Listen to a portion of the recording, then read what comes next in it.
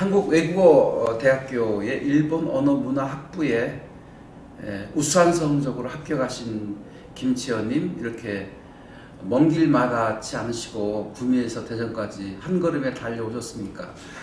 달려오셨습니다. 얼마나 기쁠까요? 네. 지금 털모자에 마스크를 하고 있음에도 그 기쁜 마음이 얼굴에 확연히 드러납니다. 지금 기분이 어떠십니까? 네, 사실 저도 합격할 줄은 전혀 예상하지 못했고, 이제 아무래도 그 노력한 결과가 제대로 보상을 받은 것 같아서 매우 기쁩니다. 저는 합격할 것을 마음속으로 인지했습니다. 이런 인재가 합격 안 되면 누가 될 것인가. 그 얼굴에 나타나고요. 특히 눈동자에 나타나요. 눈동자가 철망 네. 그러하거든요. 다시 한번 진심으로 합격을 축하드리는데요. 5번 정도 개인 코칭 받으셨나요? 네, 한 4번, 정확히 4번 받았습니다. 네, 그 중에 제가 마지막에 조합적으로 인코딩 해드리고 네. 촬영해서 분석해드렸죠. 네. 4번의 교육 중에서 가장 기억에 남는 시간은 어느 시간인가요? 네, 아무래도 그 카메라를 직접 이렇게 두고 촬영을 하면서 제가 어떻게 면접을 보는지 확인하는 시간이 제일 인상이 깊습니다. 제가 옆구리질을 절반은 격이긴 하지만 그 말을 듣는 순간에 제가 피로가 싹 녹고 또 보람을 느끼지 않을 수 없습니다. 언제부터 일본 언어 문학에 관해서 관심을 가졌고, 그리고 이 학부를 마치면 앞으로의 진로, 계획은 무엇인지 궁금합니다. 네, 저는 초등학교 6학년이라는 꽤 빠른 시간에 이제 일본과 일본 문화에 관심이 생겼고, 그리고 고등학교에서도 당연히 대학을 이쪽으로 가야겠다라는 생각이 들었습니다. 그리고 졸업을 하고 진로를 정할 때는 일본과 한국의 국민들이 문화 교류를 할 수 있는 민간 외교에 힘쓰고 싶습니다. 가까우면서도 먼 나라가 일본인데요. 네. 역사적으로 감정이 많이 쌓였습니다. 그죠? 네. 네, 그래서 이 독도 영유권 주장 문제라든지 아니면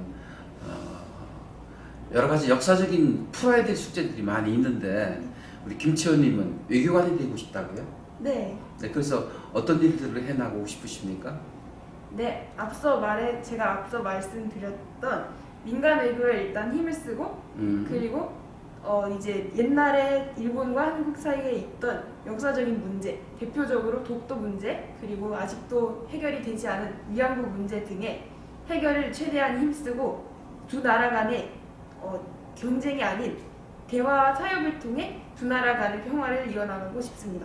네, 일본이 군사적으로도 경제적으로도 실은 대한민국을 조금 앞서 있는 나라이면 틀림이 없습니다. 네. 그리고 일본이 우리가 좀 경계하고 또 감정의 골이 깊긴 하지만 배울 점이 참 많습니다. 일본 여행 갔다 오면 일본을 인정하고 또 배워야 된다는 생각들을 많이 하게 됩니다. 네, 그래서 이제 일본에 관한 공부, 또 언어 문화에 대한 공부를 많이 하시게 될 텐데, 일본을 다녀오신 적이 있나요? 네, 있습니다. 언제쯤에 다녀오셨나요? 저는 2019년 제가 고등학교 2학년 때 일본 문구성에서 주최하는 아시아 가케하시 프로젝트라는 유학 프로그램에 참가했습니다. 거기에서 이제 요코하마라는 꽤 일본에서 큰 도시인 도쿄 옆에 있는 도시에 살면서 이제 일본인들의 문화와 생활 습관을 배웠습니다. 네, 똘망똘망한 그 눈망울을 가지고 계시고 얼굴이 저처럼 보름달처럼 밝으시네. 그래서 아주 인자한 외교관이 되셔서 한일 간의 감정 문제를 풀으시고 협력하고 화해하고, 그래서 서로 윈윈할 수 있는 경제적인 협력국이 됐으면 좋겠다는 생각을 합니다. 네. 물론 북한하고도 관계가 좋아져야 되겠지만 일본하고의 관계도 좋아지면 서로 양국이 도움이 많이 되겠다는 생각을 가져보고요.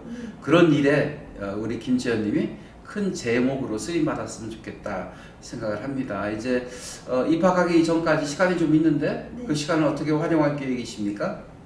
일단 제가 완전히 일본어를 잘하는 것이 아니라 부족한 점이 많기 때문에 입학하기 전에 이제 자격증 준비를 할 것입니다. JLPT라는 일본어 공인어학 성적인데 그 점수를 제가 제일 최고급을 가지고 있어도 점수가 많이 낮았기 때문에 이제 대학교에 진학을 하면 좀 더 높은 점수를 받고 싶기 때문에 그것에 대한 공부를 좀 힘쓰고 싶습니다. 네. 이제 후배들이 똑같은 과정을 겪으면서 또 대학에 입문하게 되고 또 자기 맡은 바 사명, 역사적인 사명을 수행하게 될 텐데 많은 후배들을 위해서 어떻게 하면 면접을 잘 볼 수 있는지 팁을 하나만 주시죠. 우선 천천히 말하는 게 진짜 중요한 것을 느꼈습니다. 저도 사실 코칭을 받기 전까지는 제 말이 이렇게 빠른지도 몰랐는데 이게 천천히 말하고 나니까 다음에 할 말이 자동으로 머릿속에서 정리가 되고 또 더 논리적으로 상대에게 말을 할 수 있는 게 가장 큰 장점이라고 생각이 듭니다. 그리고 네. 또한 준비할 것들은 최대한 성실하게 준비하셨으면 좋겠습니다. 네. 천천히 말하는 법, 참 지혜롭게 말하는 법이고 네. 또 어떤 일이든 서두르지 않고 천천히 한다는 게 참 중요하다 네. 하겠습니다. 그거를 몸으로 느끼셨으니 천만 다행이고요. 또 제가 그 말씀을 드리니까 훨씬 더 보람을 느끼게 됩니다. 방학 때 시간이 허락되시면 네. 오셔서 조교로 좀 활동해 주시죠. 조교요? 정말 영광입니다. 구미 자랑 좀 한번 해주시죠. 구미요? 네네. 구미가 아무래도 이제 공업이 발달해서 경상북도 내에서 젊은 층이 꽤 많은 도시입니다.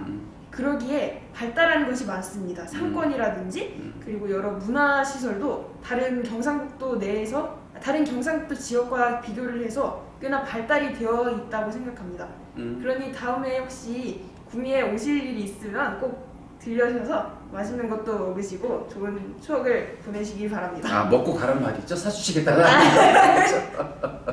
어머니가 흐뭇한 표정으로 좀 지켜보고 계신데 어머니가 고생 많이 하셨죠? 네. 어머니한테 진짜. 계제 감사의 메시지를 좀 전달해 주시죠. 엄마, 나 그동안 공부를 진짜 억지로 하는 건 아니지만 나도 열심히 해야 된다고 생각은 했지만 진짜 내가 다른 집중을 제대로 못하고 좀 빠져나갈 길이 있을 때마다 엄마가 많이 잔소리해줘서 진짜 그게 힘을 많이 얻었고 그리고 나 위해서 열심히 일해줘서 진짜 나도 열심히 대학교 가서 열심히 할게. 박수. 엄마의 잔소리가 힘이 됐군요. 네, 진짜 처음엔 듣기 싫지만 다 네. 저 생각해서 하는 말씀이니까. 네네네. 축하의 마음을 담아서 마음을 움직이는 따뜻한 대화법 윤천 박사의 43번째 책입니다. 내년 2월경 되면 또 연애의 기술로 삶의 온도를 높여라. 미찌근하게 사는 사람들이 많이 있는데 이왕에 한 번밖에 없는 인생인데 뜨겁게 열정적으로 살아야 될 것 아니겠습니까? 네. 연애하듯 살아라. 연애 안 해보셨죠? 제대로 되는 건 안 해보고 그러니까 그냥, 연애의 기술 반드시 그 책을 읽어보시고 연애의 기술을 터득하시게 되면 삶도 훨씬 아름다워지게 되거든요. 네, 그때 꼭 사서 보실 거죠? 네. 15,000원이 없으면 이쪽으로 오시면 사인해드리겠습니다. 책을 어서 사서 구입해서 보시더라도 시간 내셔서 꼭 가지고 오셔서 사인 받으세요. 네. 그리고 인터뷰 한번 합시다. 네. 연애 기술에 담겨져 있는 삶의 지혜들을 함께 논하는 것입니다. 네. 락자를 써달라고 해서 락을 썼어요. 즐거울 락자 썼습니다. 김채연 한국외대 일본 언어 문화 학부 합격을 축하하며 경북 구미에서 대전까지 정성을 쏟은 결과 합격되셨으니 그 기쁜 마음으로 수학하셔서 큰 뜻 이루소서. 2021년 12월 4일 윤치현회 축하드립니다. 감사합니다.